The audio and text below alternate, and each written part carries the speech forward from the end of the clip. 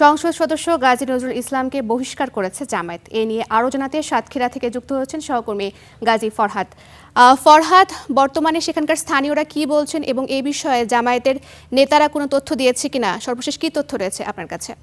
ধন্যবাদ আপনাকে। সকাল থেকেই কিন্তু এই বিষয় এবং এমপির পদত্যাগ সহ তিনি যেন সংসদ সদস্য পদ বাতিল হন, এরপরে জামাতের পক্ষ থেকে যেন তাকে বহিষ্কার করা হয়, এইসব দাবিতে কিন্তু সকাল থেকে আন্দোলন চলছিল। আমরা সেখানে ছিলাম, কিন্তু কিছুক্ষণ আগে জামাতের পক্ষ থেকে তাকে বহিষ্কারের কথা জানানো হয়েছে। এর বাইরে নির্বাচন কমিশনকে জামাতের পক্ষ থেকে চিঠি দেওয়া হবে, এমন খবরটিও আমরা শুনেছি। এই খবরটি ছড়িয়ে পড়ার পর থেকেই আমরা দেখছি যে সামাজিক যোগাযোগ মাধ্যমে ইতিমধ্যে খবরটি তোলপাড় করছে পুরো সাতক্ষীরা এবং দেশ জুড়ে। দর্শক আপনারা নিশ্চয়ই অবগত আছেন, বিগত কয়েকদিন ধরে সাতক্ষীরার 4 আসনের সংসদ সদস্য গাজী নজরুল ইসলামের একটি ভিডিও ছড়িয়ে পড়েছিল। সেই ভিডিওর পরে কিন্তু প্রাথমিকভাবে তারা বলেছিল যে এটা এআই দিয়ে ছবি। এরপরে কিন্তু তিনি স্বীকার করে নেন যে সেই একটি মেয়ের সাথে ভিডিও ছড়িয়ে পড়ে, সেই ভিডিওটি তার দ্বিতীয় স্ত্রী। বিষয়টি নিয়ে কিন্তু যত সময় গড়াচ্ছিল তত নানানভাবে নানান রকম তথ্য আমরা পাচ্ছিলাম। সর্বশেষ জামাতের পক্ষ থেকে জানানো হয়েছিল যে তারা বিষয়টি খোঁজখবর রাখছেন এবং দ্রুত সময়ের মধ্যে ব্যবস্থা নেবেন।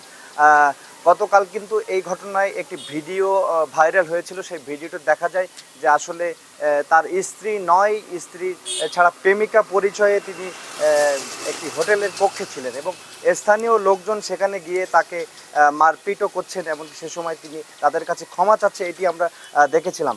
এর পরপরই কিন্তু বিভিন্ন মহলে, এমনকি জামাত ইসলামের যারা নেতাকর্মী রয়েছেন তারাও ফেসবুকে পোস্ট দিতে দেখেছি, কিন্তু তারাও দলের কাছে নিশ্চয়ই দাবি জানিয়েছিলেন যে এই ধরনের কর্মকাণ্ড কি এই কর্মকাণ্ডের কারণে যেন তাকে বহিষ্কার করা হয়। তার ব্যক্তিগত অপকর্মের দায় কিন্তু জামাত ইসলাম নিতে চায় না, আমরা সে ব্যাপারে জেনেছিলাম। তো সর্বশেষ আজ সকাল থেকে আন্দোলন চলছিল, আন্দোলন শেষে এখন তাকে বহিষ্কার করা হয়েছে। স্থানীয়দের কিন্তু এখনও দাবি রয়েছে যেন তার সংসদ সদস্য পদ না থাকে। তো যেহেতু জামাতের পক্ষ থেকে তাকে বহিষ্কার করা হয়েছে, সে জামাতের দলীয় সংসদ সদস্য হিসাবে নির্বাচিত হয়েছে। আশা করি তার সংসদ সদস্য পদটিও থাকবেন না, এমনকি আশা কিন্তু এখানকার যারা রয়েছেন তারা করছেন। তো এই ছিল সাতক্ষীরা থেকে আমার কাছে সর্বশেষ। ফরহাদ, আপনাকে অসংখ্য ধন্যবাদ যুক্ত হবার জন্য।